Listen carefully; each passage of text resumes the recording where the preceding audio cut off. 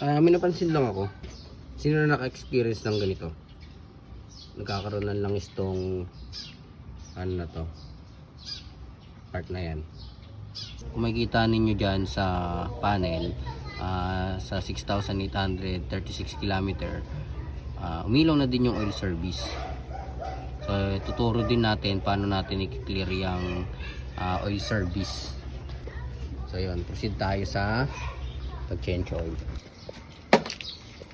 Subukan naman natin tong brand na to na nabili natin siya during the IR event. Bumili na ako ng isang set. Bumili ako ng 1 liter oil. Yun, bumili na ako ng isang 10W40 1 liter at gear oil na. Syempre, kung may budget din naman kayo, pwede nyo isabay lagi sa change oil yung pagpalit ng gear oil.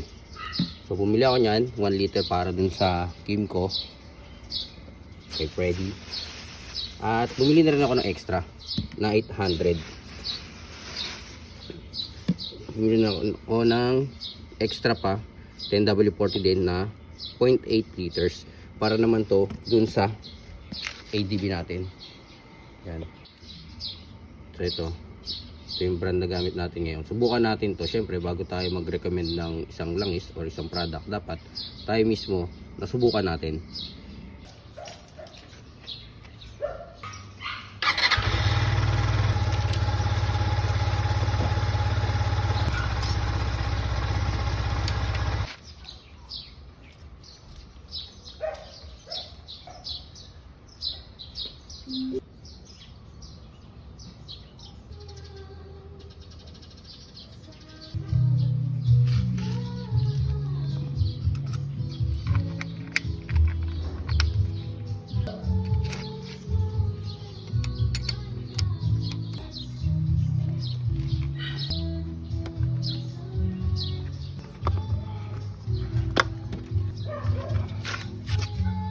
Ngayon subukan natin tong brand ng langis na to.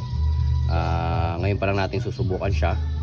10W40 pasok naman sa requirements ng na langis din sa manual.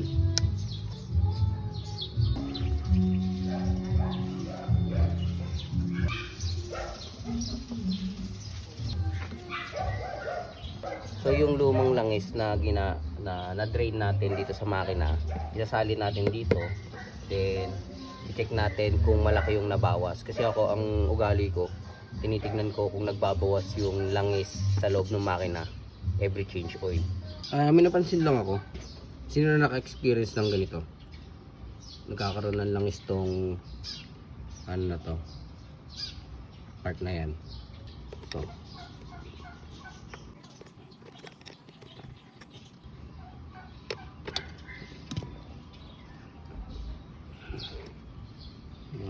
so yun o, may laman siyang langis. Ayan o.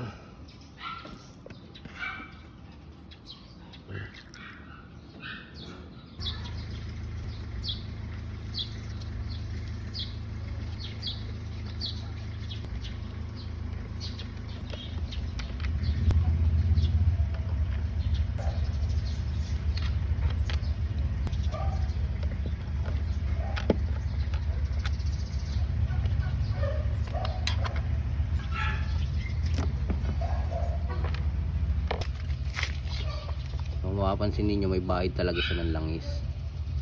Yan. So okay pa yung oil filter natin. Tingnan natin yung kabila.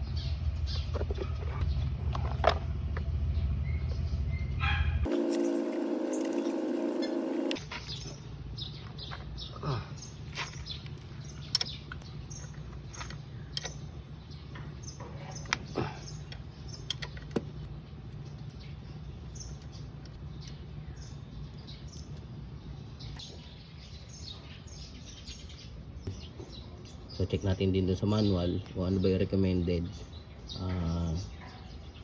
span bago magpalit ng gear oil. Nailagay na natin yung engine oil, napalitan na natin yung gear oil, check na natin yung air box, yung air filter, testingin naman natin. Paanda rin natin yung makina around 1 to 5 minutes.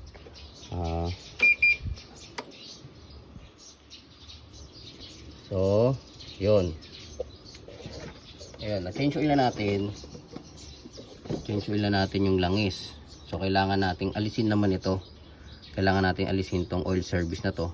Para once na umilaw ulit yan, yun na yung sign ulit na kailangan natin magpalit ng bagong langis. So, punta natin siya sa yan. I-reset natin. Long press lang natin to. Ito yung control nya. So kapag pinindot mo yan, pupunta yan na bago up down. So punta tayo dyan. Long press lang natin itong bilog na to para ma-reset yung ano na yan. So reset natin lahat. Yan. Yan. Zero trip. Tapos patay natin.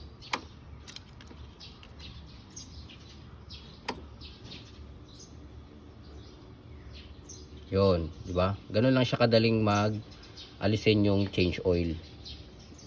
So paanda rin naman natin siya. Paanda rin natin siya ng at least 5 minutes. Paanda rin natin siya.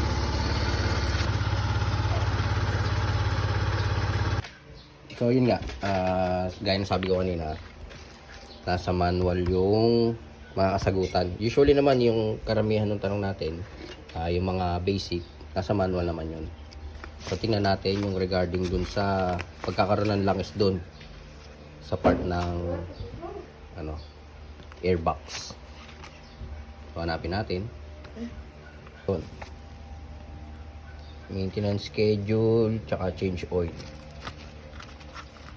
Tsaka transmission fluid change. So page 41 and 42. 41 and 42. So yun. Engine oil, note 7, replace. So ito yung kilometer reading. Nandiyan na yung guide. Kung meron kayong manual, basahin nyo lang din. So kompleto naman yan. So tingnan natin yung kanina. So ito yung mga recommended na oil.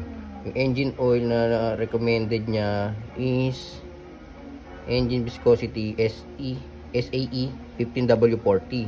Kung walang 15W40, pwede mo naman gamitin yung 10W40. So yung ginamit natin kanina is 10W40 na lang is. So ito yung mga responses niya sa temperature. As much as possible kung ano yung nakalagay dyan yung gagamitin natin.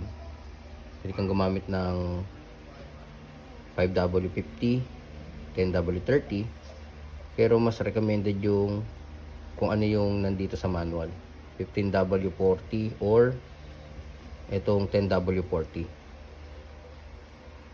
So doon naman sa isa, sa engine oil, sa transmission oil, that's page 42.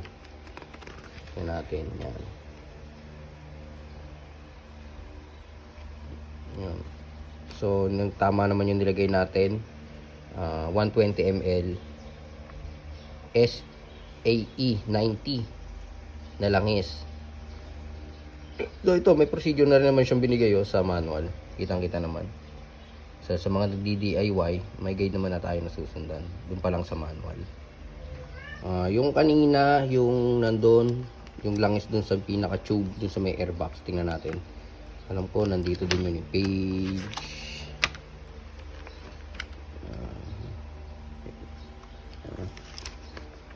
Yun.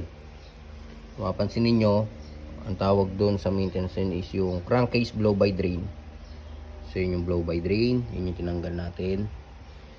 So yan naman, normal naman na nagkakaroon ng nag-accumulate ng langis doon. So when fluid just accumulated, de-drain lang natin. Yun.